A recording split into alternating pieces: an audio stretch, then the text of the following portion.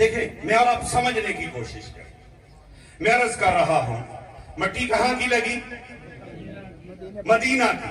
اور ولادت کہاں ہوئی؟ کہاں؟ وجہ کیا ہے؟ غزوہ حنین ہوا سن 8 ہجری میں. غزوہ حنین فتح مکہ کے 10 دن بعد یا 1 ماہ بعد غزوہ حنین. اس میں حضور علیہ السلام نے ایک واقعہ کے بعد مدینہ کے صحابہ سے خطاب کیا. کن سے؟ انصار سے. کیا کیا؟ خطاب کیا. بھئی تھک تو نہیں گئے؟ خطاب کیا. وہ جو خطاب ہے اس میں آپ نے ایک جملہ ارشاد فرمایا، لولا الہجرہ لکنت من الانصار.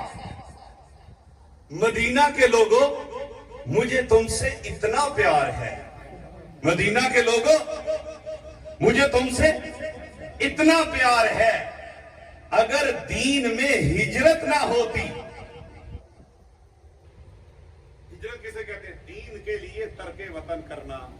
ہجرت کسے کہتے ہیں؟ دین کے لیے. حضور فرماتے ہیں اگر دین میں ہجرت نہ ہوتی تو میری ولادت مکے میں نہ ہوتی، مدینے میں ہوتی.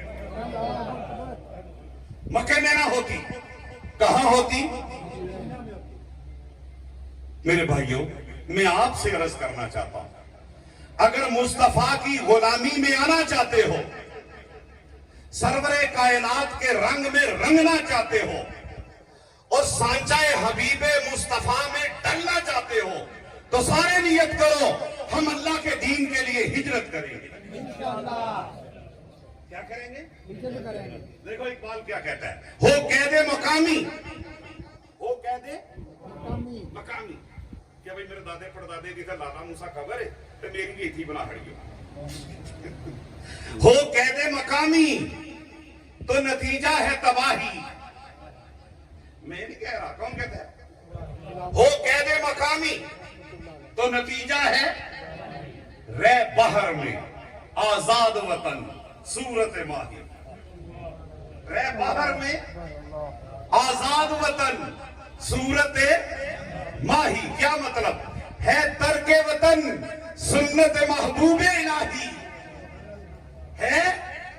ترک وطن سنت محبوب الہی.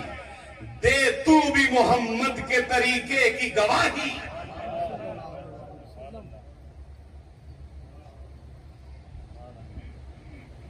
سمجھ آ رہی ہے بھائی؟ تو حضور کی ولادت کہاں ہوئی؟ کہاں؟ کہاں ہوئی؟ مکہ. مٹی کہاں کی لگی؟ مدینہ. یہ جو رسول پاک علیہ السلام کی ولادت ہوئی اس کے حالات حضرت آمنہ رضی اللہ تعالیٰ عنہ بتاتی ہیں. وہی سے بتا سکتی ہیں. کون بتاتی ہیں؟ آمنہ. کیا فرماتی ہیں؟ وَلَدْتُهُ نَزِيفًا مَا بِهِ قَرْض. بچے کی ولادت ہوتی ہے جسم پر غلاظت ہوتی ہے. میرے محمد کی ولادت ہوئی غلاظت کی آلائش تک نہ تھی. سبحان اللہ، سبحان اللہ، سبحان اللہ. مَا وَجَدْتُ مُشَقَّةً لَهُ حَتَّى وَضَعْتُهُ. ماں کے گھر اولاد ہوتی ہے، ماں تکلیف کے سمندر سے گزرتی ہے. میرے گھر میرے محمد کی ولادت ہوئی، مجھے تکلیف کا احساس تک نہ ہوا. وہ فرماتی ہیں فَلَمَّا فَصَلَ مِنِّي. جب میرے محمد کی ولادت ہوئی خَرَجَ مَعَهُ نور، تو ان کے ساتھ ہی ایک نور نکلا. حَتَّى أَزَالَهُ مَا بَيْنَ الشَّرْقِ وَالْغَرْبِ. وہ نور اتنا شدید تھا میں دیکھ رہی تھی کہ کائنات کا مشرق بھی جگمگا رہا تھا، کائنات کا مغرب بھی جگمگا رہا تھا. سبحان اللہ. وَنَظَرْتُ إِلَيْهِ. میرا محمد پیدا ہوا تو میں نے اپنے بیٹے کو دیکھا. وَنَظَرْتُ إِلَيْهِ فَإِذَا هُوَ كَالْقَمَرِ. وہ کیسے تھے؟ جیسے چاند. لیلۃ البدر، جیسے 14ویں کا. کیسے؟ جیسے 14ویں ابو ہریرہ کیا فرماتے ہیں؟ ما رأیت شیئا احسن من رسول اللہ، میں نے کوئی چیز سرور کائنات سے زیادہ خوبصورت نہیں دیکھی. کأن الشمس تجری فی وجہہ، ایسے لگتا تھا جب میں چہرے مصطفیٰ کو دیکھتا تھا کہ جیسے سورج طلوع ہوتا ہے تو آغاز چہرے مصطفیٰ سے کرتا ہے. ایک صحابی چھوٹے بچے کو بتا رہے ہیں، یا بنیا، اے میرے بیٹے، لو رأیتہ رأیت الشمس طالعہ، اگر تو میرے مصطفیٰ کا چہرہ دیکھ لیتا تو تجھے ایسے لگتا جیسے صبح کے وقت سورج طلوع ہو رہا ہو. کیا ہو رہا؟ صحابہ کرام میں جو سب سے آخری صحابی ہوئے ہیں وہ ابو طفیل رضی اللہ تعالیٰ عنہ. کون ہے؟ ابو طفیل رضی اللہ تعالیٰ عنہ. ابو طفیل رضی اللہ تعالیٰ عنہ وہ فرماتے ہیں، رأیت رسول اللہ صلی اللہ تعالیٰ علیہ وسلم، میں نے حضور علیہ السلام کو دیکھا، ما رآہ علی وجہ الغیر وجہ الارض غیری، اب اللہ کی پوری زمین پر ان کا نظارہ کرنے والا میرے سوا اور کوئی باقی نہیں رہا. تو جب آپ نے یہ فرمایا تو پوچھنے والے نے پوچھا، کیف رأیتہ، ابو طفیل آپ نے کیسا دیکھا؟ کہ ابیض، گورا، ملیحن، اٹریکٹیو، جیسے ہی دیکھو تو کھو جاؤ، جیسے ہی دیکھو تو کھو جاؤ. حضرت علی رضی اللہ تعالیٰ عنہ فرماتے ہیں، کان رسول اللہ صلی اللہ علیہ وسلم ابیض، سرور کائنات کا چہرہ گورا. کیسا؟ گورا. مشربن بالحمرہ، ایسا گورا نہیں کہ سفیدی مائل ہو، نہیں، ایسا گورا جو سرخی مائل ہو. سبحان اللہ، سبحان کیسا ہو؟ سرخی مائل. اب دیکھو سرور کائنات کے چہرے کو چاند سے تشبیہ دی. کس سے تشبیہ دی جا رہی ہے؟ چاند سے تشبیہ دی. جابر بن سامورہ رضی اللہ تعالیٰ عنہ کیا فرماتے ہیں؟ ان سے کسی نے پوچھا، اکان وجہ رسول اللہ صلی اللہ علیہ وسلم مثل السیف، کیا سرور کائنات کا چہرہ تلوار کی طرح چمکتا تھا؟ فرمایا لا، بل کان مثل الشمس والقمر، آپ کا چہرہ چاند اور سورج کی طرح تھا.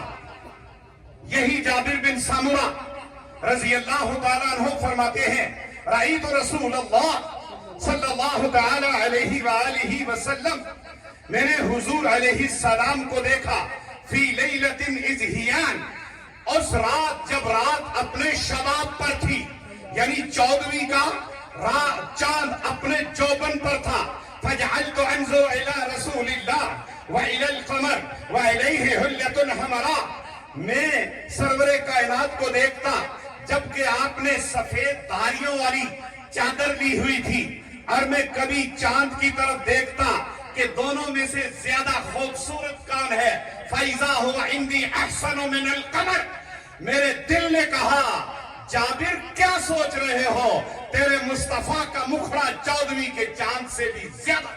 سبحان اللہ، سبحان اللہ، 14ویں کے چاند سے بھی زیادہ خوبصورت. اب دیکھو میں جو یہاں عرض کر رہا ہوں، سرور کائنات اتنے خوبصورت ہیں کہ صحابہ کو سمجھ نہیں آ رہی کہ ان کے حسن کو کس سے تشبیہ دے. یہ مسئلہ پیش ہے.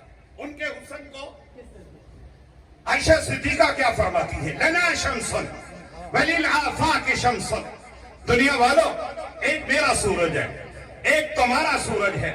وشمس الناس تطلع بعد فجر وشمسی تطلع بعد العشاء، تمہارا سورج تو سویرے نکلتا ہے، میرے سورج کا یہ حال ہے، رات کو نکلے تو رات بھی سویرے میں بدل جاتی ہے. سبحان اللہ، تو یہ کیا ہو رہا ہے؟ صحابہ کو تشبیہ دینے میں دقت. کیا ہو رہا ہے؟ دقت. بھئی اس دقت کا حل کیا ہے؟ وہ حضرت حسان سے پوچھے. کس سے پوچھے؟ وَأَحْسَنُ مِنْكَ لَمْ تَرَ قَطُّ عَيْنِي، یا رسول اللہ آپ سے زیادہ خوبصورت آج تک میری آنکھ نے نہیں دیکھا. کیوں؟ وَأَجْمَلُ مِنْكَ لَمْ تَلِدِ النِّسَاءُ، آپ سے زیادہ جمال کا پیکر آج تک کسی ماں نے جنا ہی نہیں۔ ارے حسان، تو ساری زندگی جزیرۃ العرب سے باہر نہیں گیا، اتنا بڑا دعویٰ کہاں سے کر دیا؟ اتنا بڑا دعویٰ کہاں سے کر دیا؟ ہو سکتا ہے جزیرۃ العرب سے باہر کسی نے ایسا جنا، ہو سکتا ہے اس زمانے سے پہلے کسی زمانے نے جنا، ہو سکتا ہے اس کے بعد اس کا امکان ہو، تو سارے زمانوں کا عارف جبرائیل کیا کہتا ہے؟ کون؟ کلبت مشارق الارض ومغاربها، میں نے کائنات کا سارا جیوگرافیہ اور میں نے کائنات کے سارے زمانوں کو دیکھا۔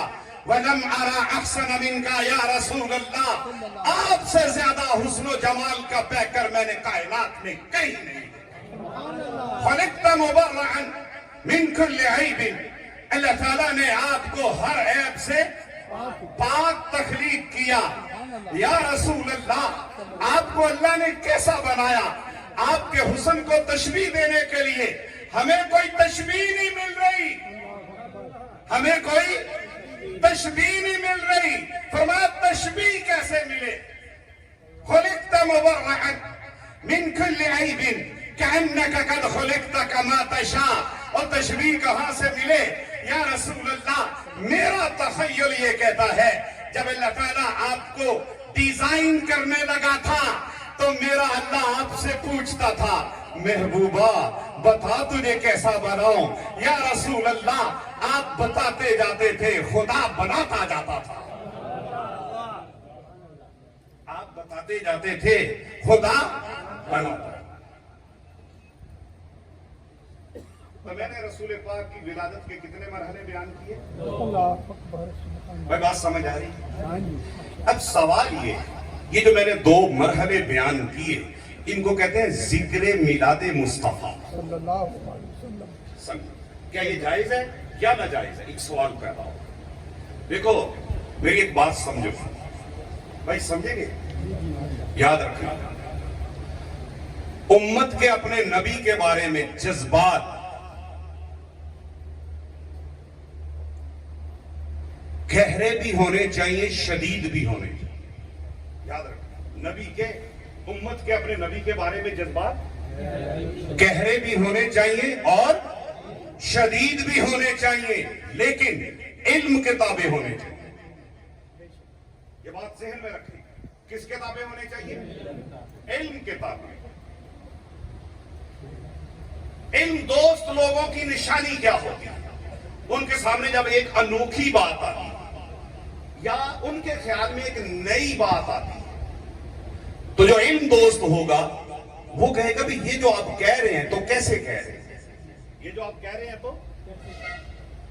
اور جس کے جذبات علم کے تابع نہیں ہوں گے، اس کے مزاج کے تابع ہوں گے، وہ شور مچا دے گا۔ وہ کیا مچا دے گا؟ شور مچا دے گا۔ تو آپ لوگ کیسے شور مچانے والے کہ علم دوست؟ سمجھے، ہم بہت زیادہ فکری غلطیاں کر رہے ہیں، علمی غلطیاں کر رہے ہیں۔ میں اس کی آپ کو ایک مثال دیتا ہوں پھر آگے۔ ایک ہے اہل بیت۔ یاد رکھنا، اہل بیت کی محبت فرض ہے۔ سبحان اللہ، بے شک کیا ہے؟ بے شک فرض ہے۔ اہل بیت کی محبت کیا ہے؟ فرض، کمپلسری۔ لیکن اس میں فکری غلطی کیا ہے؟ پہلی غلطی یہ ہے کہ ہم اہل بیت میں صرف فاطمہ کو سمجھتے ہیں، حالانکہ کتنی ہے؟ 4۔ دوسری فکری غلطی کیا ہے؟ ہم اہل بیت میں رسول پاک کی بیویوں کو سمجھتے ہی نہیں، حالانکہ سب سے پہلے وہ شامل ہیں۔ بے شک بے شک۔ تیسری فکری غلطی کیا ہے؟ یاد رکھنا، اہل بیت تابع ہیں صحابیت، صحابیت اہل بیت کے تابع نہیں۔ یہ سمجھے بات؟ اہل بیت تابع ہیں کس کے؟ صحابیت کے۔ صحابیت اہل بیت کے تابع نہیں۔ ممکن ہے آپ کو یہ جملہ سمجھ نہ آ رہا، میں ایک مثال دوں۔ بلال اہل بیت میں سے ہے؟ نہیں، وہ تو عربی نہیں ہے۔ وہ تو عربی نہیں ہے. عربی نہیں ہے. تو اہل بلال صحابی ہے کہ نہیں؟ ہے کہ نہیں؟ جنتی ہے کہ نہیں؟ یہ بلال ہی تو ہے جو مکہ کی چھت پہ چڑھ کے جب اذان دینے لگا تھا تو اللہ نے جبریل سے کہا تھا کہ مکہ کی چھت سے لے کر میرے عرش تک سارے پردے ہٹا دو. سبحان اللہ. کیوں؟ آج میں چاہتا ہوں بلال عرش کی کعبہ کی چھت پر اذان دے اور اس کی آواز میرے عرش پر گونجے. سبحان اللہ. سبحان اللہ. ابو لہب رسول پاک کا کیا ہے؟ سچا حقیقی چچا. چچا. تو اہل بیت میں سے ہے کہ نہیں؟ لغوی طور پر آتا ہے، یاد رکھیں. لیکن وہ صحابیت کے تابع نہیں. صحابیت کے تابع نہیں. یہ اتنا بڑا جرم ہے کہ اس کو ہم اہل بیت میں سمجھنا بھی نہیں چاہتے. بے شک. اس بات کو یاد رکھیں. ایسے ہی میں عرض کر رہا تھا کہ ابھی ہم نے ولادت کے 2 مرحلے بیان کیے. کتنے؟ اب ایک سوال ہے، یہ جائز ہے کہ ناجائز؟ سمجھے جائز کسے کہتے ہیں؟ پہلا سوال یہ، جائز کسے کہتے ہیں؟ جائز اسے کہتے ہیں جس کے کرنے پر نہ گناہ ہو نہ ثواب ہو. ہم سب ایسے ہی ہیں. ہماری خاص اصطلاح ہے مباح، یہ اس کا ترجمہ ہے. جائز کسے کہتے ہیں؟ جس کے کرنے یا نہ کرنے پر نہ ثواب ہو نہ. تو یاد رکھنا رسول پاک کی میلاد کا تذکرہ جائز نہیں، باعث ثواب ہے. سبحان اللہ. کبھی جائز نہ کہا کرو. کیا ہے؟ باعث ثواب ہے، باعث ازدیاد محبت مصطفیٰ ہے. میں نے تھوڑا سا ذکر کیا تو آپ کے دل میں حضور کی محبت پیدا ہوئی کہ نہیں؟ اور کیا چاہیے؟ بڑھیا کہ نہیں؟ تو ذکر ولادت مصطفیٰ یاد رکھنا کیا ہے؟ باعث ثواب ہے، مستحب ہے، مسنون ہے. کیا ہے؟ مسنون. سوال یہ ہے کہ یہ صحابہ کرتے تھے؟ کرتے تھے. ابھی میں نے پہلے آپ کو ایک حدیث سنائی ہے مسلم شریف. سنائی ہے کہ نہیں سنائی؟ کرتے تھے نا؟ نہیں کرتے تھے؟ حضرت عبداللہ ابن عباس فرماتے ہیں، ترمذی کی روایت ہے، عبداللہ ابن جلس اصحاب رسول اللہ صلی اللہ علیہ وسلم. مسجد نبوی میں رسول پاک کے صحابہ بیٹھے ہوئے کیا کر رہے تھے؟ ینتظرون، حضور کا انتظار کر رہے ہیں. سبحان اللہ. کیا کر رہے تھے؟ حضور صلی اللہ علیہ وسلم. حتی خرج، یہاں تک کہ رسول پاک تشریف لائے. سبحان اللہ. فدنا منہم، آپ ان کے تقریباً قریب. فسمعہم، حضور نے سنا. یتذاکرون، وہ آپس میں مذاکرہ کر رہے تھے. کوئی ایک بندہ تقریر نہیں کر رہا. کیا کر رہے تھے آپس میں؟ مذاکرے میں ہر بندہ بولتا ہے. مذاکرہ ایسی مجلس کو کہتے ہیں جس میں ہر بندہ بولے. یتذاکرون، کیا کر رہے تھے؟ مذاکرہ کر رہے تھے.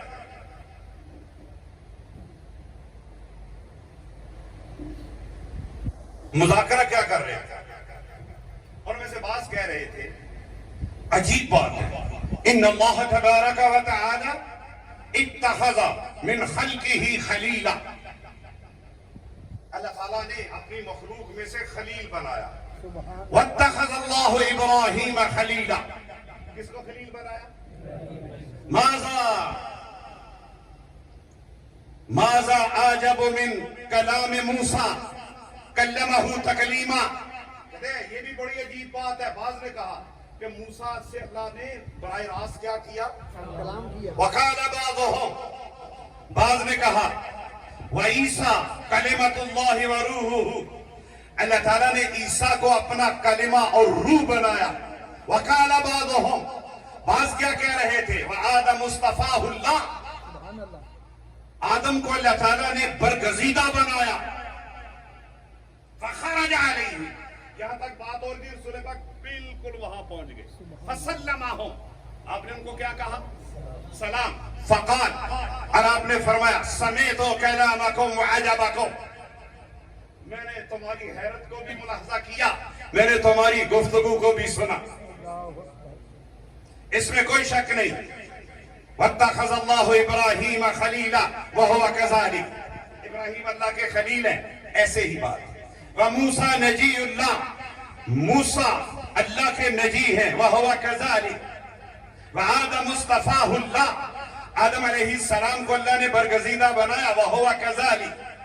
व हुवा व आदम व ईसा कलिमतुल्लाह व रूहुहु व हुवा कज़ालिक।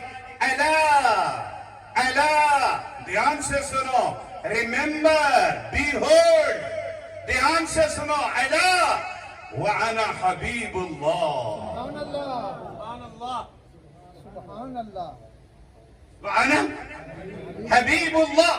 तो सहाबा मिलाद का जिक्र कर, आप ये जिक्र करते थे कि नहीं करते? करते थे ना। मैं ये अर्ज कर रहा, मिलाद के दो मरहले, रूह की तखलीक और जिसमें अकदस की तखलीक। याद रखना, ये तज़किरा इसलिए भी जरूरी है कि रसूल पाक की विलादत जरिया है रसूल पाक की बेइज्जत का। और याद रखना, असल चीज सरवरे कायनात की बेइज्जत है। ये बात है दूर। विलादत का तज़किरा इसलिए भी अहम है कि मेरे आका की विलादत ना होती तो बेइज्जत कहां होती। इसलिए विलादत मुस्तफा मुकद्दिमा है बेइज्जत मुस्तफा का। इसलिए कुरान पाक में अल्लाह ताला ने हुजूर के हवाले से जिस चीज को बतौर एहसान के बयान किया वो बेइज्जत है। वो क्या है? लक़द मन्नल्लाहु अलल मुअमिनीन इज़ बअस फ़ीहिम रसूला, सुभान अल्लाह, इज़ वइज़ अख़ज़ल्लाहु मीसाक़न नबिय्यीन लमा आतैतुकुम मिन किताबिन व हिकमा सुम्मा जाअकुम रसूल। तब से रसूल बेइज्जत को बता रहा है। किसको बता रहा है? इब्राहिम की दुआ हुजूर से भी तकरीबन 3000 साल पहले, रब्बना वबअस फीहिम रसूला, अल्लाह इनमें उस शान वाले रसूल की बेइज्जत फरमा। सुभान अल्लाह, क्या फरमा? ये मैं आखिरी गुफ्तगू कर रहा हूं मेरे भाइयों। अब बेइज्जत के हवाले से सबसे पहला सवाल ये है कि मेरा नबी से जो ताल्लुक है उसकी बुनियाद क्या है? अहम तरीन बात ये है। बेइज्जत के हवाले से पहला सवाल ये है, मेरा मेरे नबी से जो ताल्लुक है उसकी बताओ, बोलो, बुनियाद क्या नहीं समझ में? मुझे नहीं लगा। बेइज्जत के हवाले से पहला सवाल क्या है? बोलो। मेरा जो मेरे आका से ताल्लुक है, मेरा जो मेरे नबी से ताल्लुक है, उसकी बहुत अहम सवाल है। इस सवाल की खोज नहीं लगाओगे, सब कुछ करने के बावजूद महरूम हो जाओ। पहला सवाल, मेरे नबी से जो मेरा बोलो ताल्लुक है उसकी बुनियाद क्या है? मेरा जो मेरे नबी से ताल्लुक है उसकी बुनियाद ईमान है। सुभान अल्लाह, याद रखना, ईमान है, बेशक। मेरा जो सरवरे कायनात सल्लल्लाहु ताला अलैहि वालिही वसल्लम से ताल्लुक है उसकी बुनियाद क्या है? ईमान। उसकी बुनियाद क्या है? ईमान। और याद रखें, ईमान नाम है हुजूर पर एतमाद का। सुभान अल्लाह, ये बात याद रखना, हुजूर पर एतमाद लाए बगैर ईमान का दावा करोगे, तुम्हारा खुदा पर ईमान भी मरदूद है, तुम्हारा आखिरत पर ईमान का दावा भी मरदूद है। बेशक।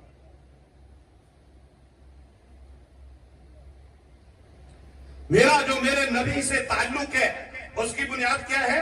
ईमान। और ईमान नाम है हुजूर पर اعتماد کا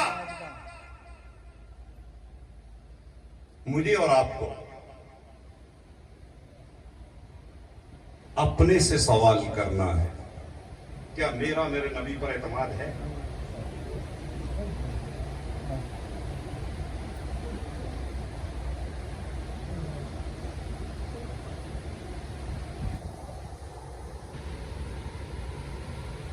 یہ سوال ہے، ہر کسی نے کس سے کرنا ہے؟ خود سے کریں۔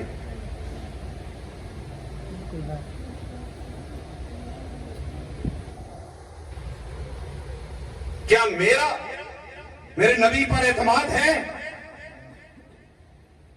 دیکھو، موسیٰ کی قوم موسیٰ پر ایمان کی دعوے دار تھی۔ موسیٰ علیہ السلام کی قوم موسیٰ پر ایمان کی دعوے دار تھی، لیکن موسیٰ پر اعتماد نہیں کرتی۔ دعویٰ کیا تھا؟ اعتماد۔ موسیٰ علیہ السلام نے کہا اللہ تعالیٰ نے مجھے یہ ہدایات دی ہیں تمہارے لیے، ویسا نہیں بھی پتا کیڑا پتا دے گیا۔ یہ ہے تعقل پرستی، کیا ہے؟ ریشنلزم۔ ہمیں کیا پتا کون دے گیا؟ لن نؤمن لک، لن نؤمن لک، یہ لفظ لکا بتا رہا ہے کہ وہ ایمان کی نفی نہیں کر رہے، وہ اعتماد کی نفی کر رہے ہیں۔ ایمان کی نفی کس کی نفی کر رہے ہیں؟ لن نؤمن لک حتی نری اللہ جہرا، ہم آپ پر اعتماد نہیں کریں گے جب تک اللہ کو اپنی کھلی آنکھوں سے دیکھنا لے۔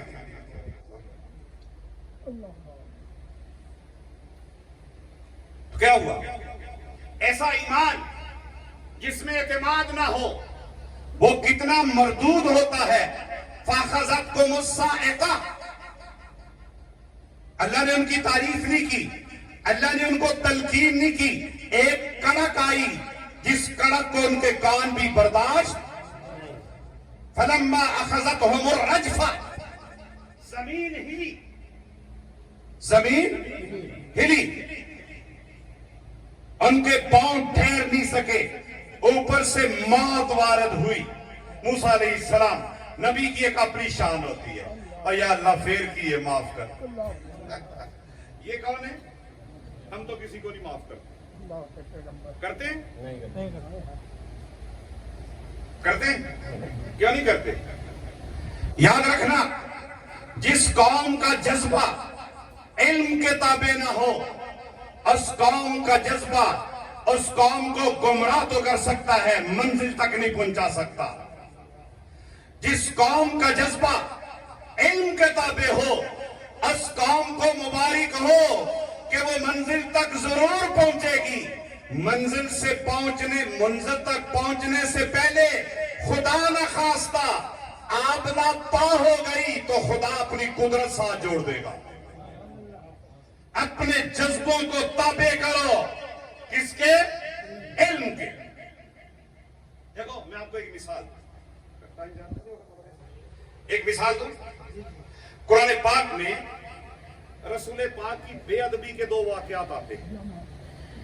کتنے واقعات؟ 2۔ یہ جو تھے نا مدینے کے بعض لوگ، صحابہ کرام کو جب حضور کی بات سمجھ نہیں نہ آتی تھی تو وہ کہتے تھے رائنا یا رسول اللہ۔ کیا کہتے تھے؟ کیا مطلب؟ اے یا رسول اللہ ہماری طرف نگاہ کرم فرما دے، ذرا ہماری رعایت فرما دے۔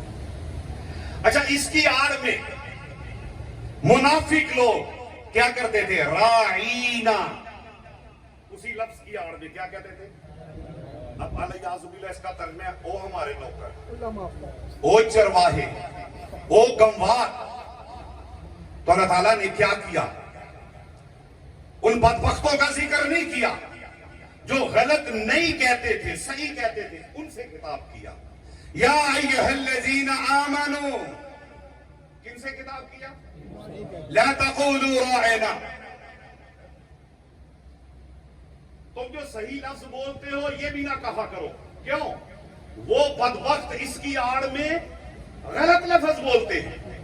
وہ اس کی آڑ میں کیا بولتے ہیں؟ غلط لفظ۔ لا تقولوا رائنا وقولوا انظرنا. تم نہ ایک اور لفظ استعمال کر لو, انظرنا, یا رسول اللہ ہماری طرف توجہ. اللہ اکبر. واسمعوا, پر دیکھو کوشش کرو تمہیں دوسری دفعہ کہنا ہی نہ پڑے, بات توجہ سے سنا کرو. لفظ کیسے سنا کرو؟ واسمعوا. آپ توجہ سے سنتے ہو, سن رہے ہو؟ کون کون سن رہا ہے؟ آپ کھڑا کرو بولا. چلو شکر ہے. واسمعوا. اس کے بعد اللہ نے فتویٰ دیا وللکافرین.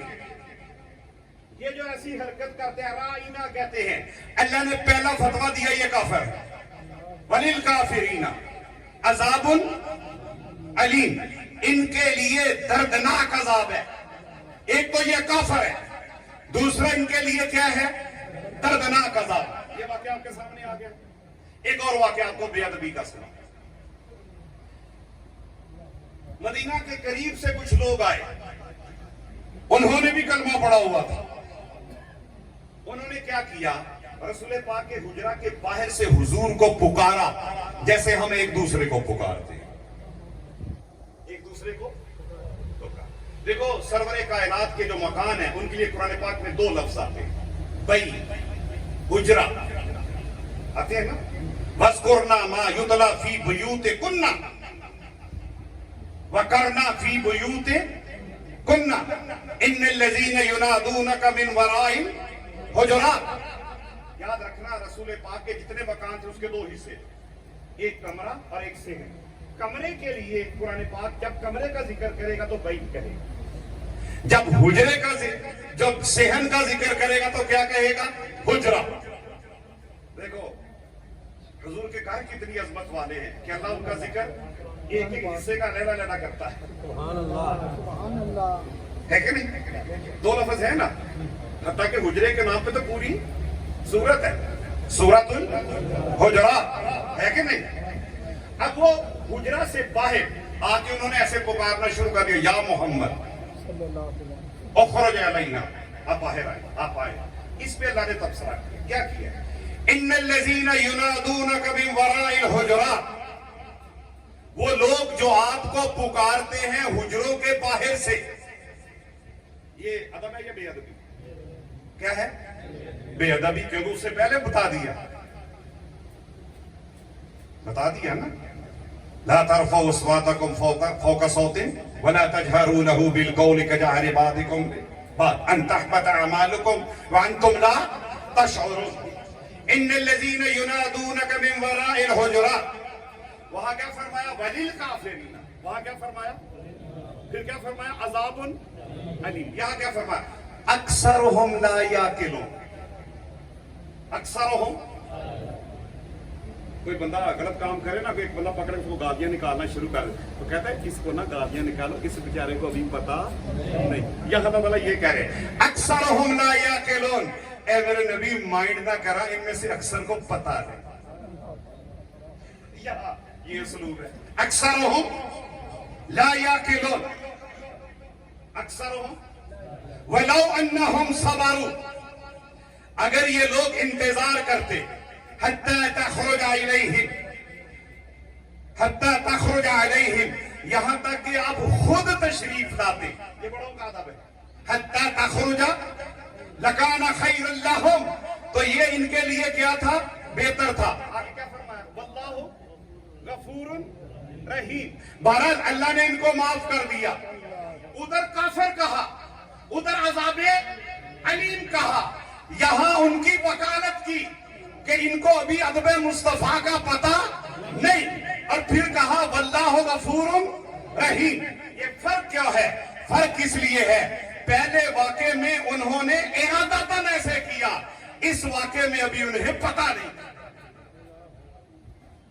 یہ باتیں سمجھے ہم. میں بتا رہا ہوں اس قوم کو زوال کی طرف لے جانے والے جو محرکات ہیں, ان میں سے ایک محرک یہ ہے کہ میں اور آپ جذباتی تو ہیں, ہمارے جذبے علم مصطفیٰ کے تابع نہیں رہے. تو میں عرض کر رہا تھا کن کا ایمان؟ یہودیوں کا. کن کا ایمان؟ ایمان تو ہے تو اللہ نے قبول کر لیا.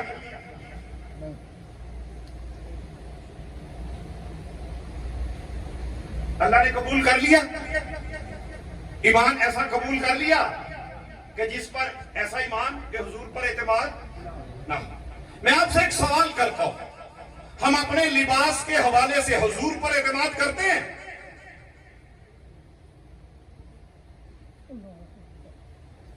ہم نے جو فرقہ بندی کی آڑ میں سربراہ کائنات کے گلشن کو آگ لگا دی, ہم نبی سے وفا کرتے ہیں.